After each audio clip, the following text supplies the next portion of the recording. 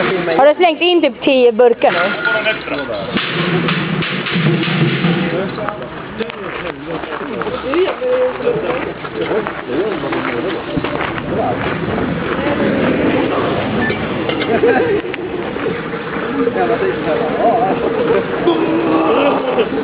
De här är precis tom de här burkarna alltså.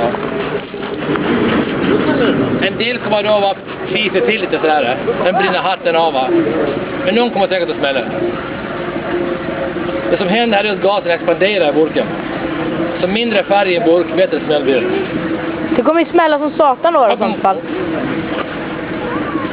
Det är nice.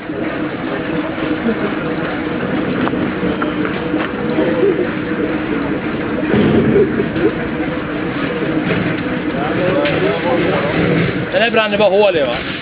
Den också. Så de sprängs inte då? Nej. Har det? Det är som nyår. Jo. Åh ja!